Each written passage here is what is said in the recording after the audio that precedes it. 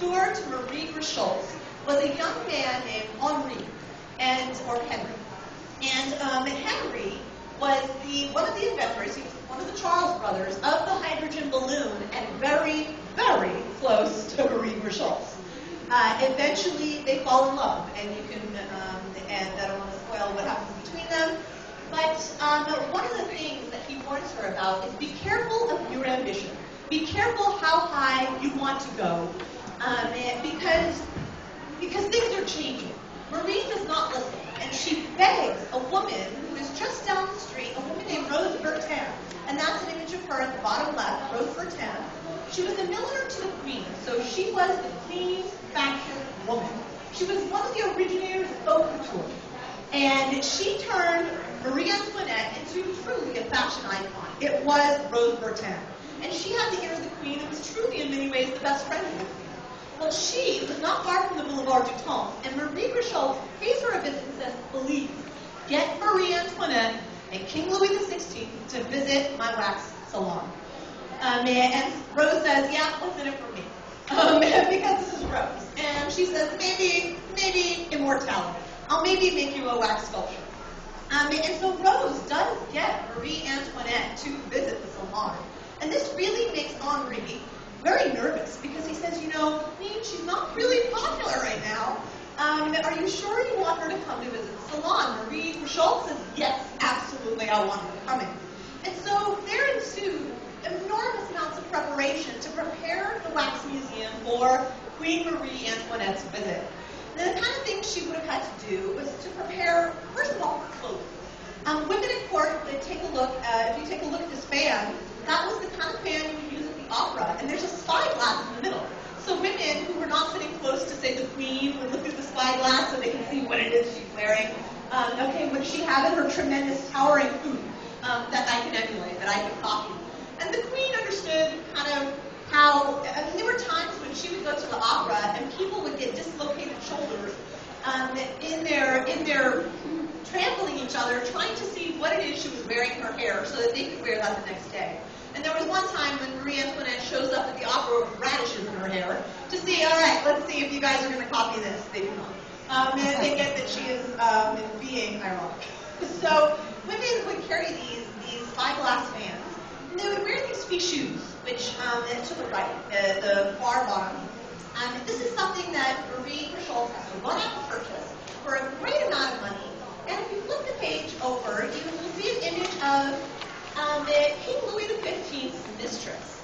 And she was Madame Tussaud. And she was someone that Marie Antoinette did not like at all. Now, Louis XV was not her husband. Louis XVI was her husband. But she was in the palace while Madame Tussaud was in there. She was not a fan of hers. But everybody was interested in the king's sex life, or the former king's sex life. So this was one of the sculptures that was in the Wax Museum at that time, and you can still see this sculpture today in the London Museum. It has a mechanical heart. They actually fitted it with a mechanical heart. And if you go to see the Wax Museum in New York, Britney Spears has a mechanical heart, the wax figure of Britney Spears. And that is a throwback to this original, literally from the 1700s, wax sculpture of the king's mistress. So when the queen visits the salon, Marie's salon, they have to quickly hide this wax figure because she would be not happy to see this. And when the queen arrives, she arrives in not all of her splendor, because at that time, the people were really getting angry about the situation. They're getting very angry about poverty, about the fact that bread prices had really risen. People at that time were making about 20 sous a day, and bread was costing them 14 sous. So, sometimes, depending on the month, 50% of your income was going just to bread, not the rest of your food. And that doesn't count rent, or if you need to sew up your clothes, or anything else like that. So Marie Schultz prepares for this visit. The queen comes, and her popularity explodes. The museum is now on the map. Everyone's coming to visit, and she gets a very, very rare invitation. And that invitation is to come to be the tutor, the wax tutor, to the king's sister at the court of Versailles. And there is the queen's bedroom, an image of the queen's bedroom. There's an image of one of the dresses Queen Marie Antoinette wore. And there is Versailles at the very, very bottom. When Marie Richoltz visits Versailles, she's shocked, absolutely shocked, because she's used to the dirtiness of Paris. She's used to the fact that the streets are filled with excrement and mud, and women just lift up their skirts and do their business right there in the street. But she is not used. She did not prepare herself for the fact that that was going to happen at Versailles as well. Versailles was dirty. Versailles was filled with cats. It was filled with pigs. It was filled with people who had no home and were just squatting in the palace halls. Anyone could go and visit Versailles. And she really expected it to be a private residence. She thought that someone like Queen Marie Antoinette, someone like King Louis XVI, they'd be untouchable unless you had a very rare invitation. While this was true for their parties that they threw, this was not true for the court itself. So you had this vast, it was like a menagerie, it was a zoo.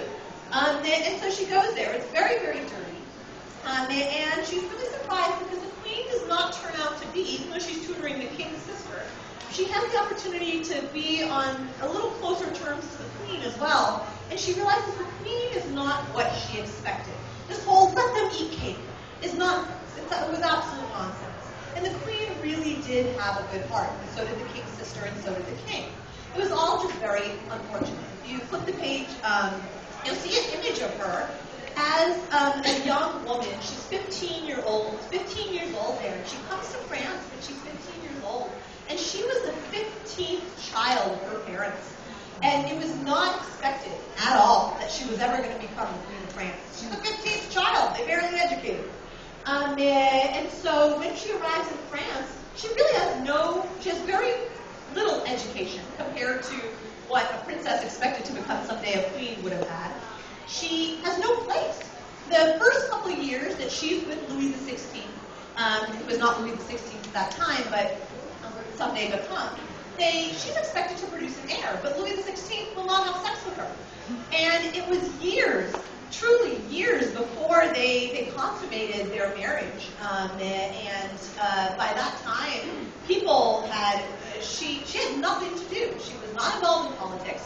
She's not producing heirs. She's not raising children, although it would be debatable how much hands-on she would have raised her children anyway, even if she had them. But she really has no place, and she found a place in fashion.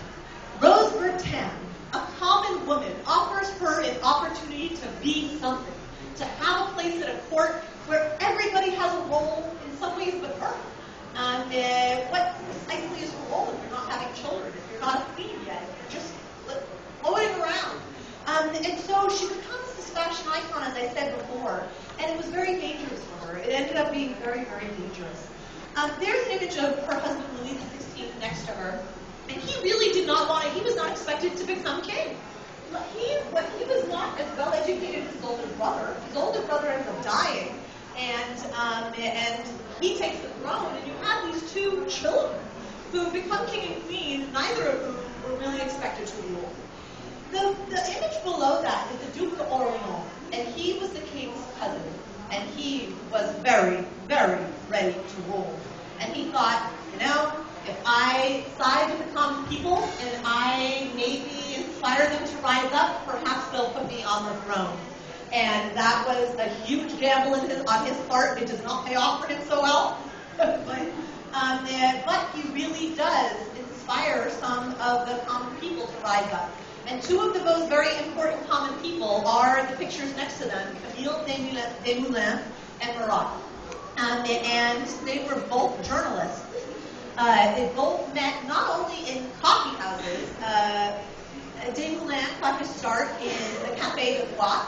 And this was a very famous cafe. If you were a revolutionary, you met at the Café de Foix. Where you went to your coffee house, the place you drank coffee, really said everything anyone needed to know about you. Your politics, who your friends were. It was very important where you took your coffee. And so he was meeting at the Café de Foix, and the man next to him he began a newspaper once the revolution began called L'Ami du Peuple, which is the Friend of the People.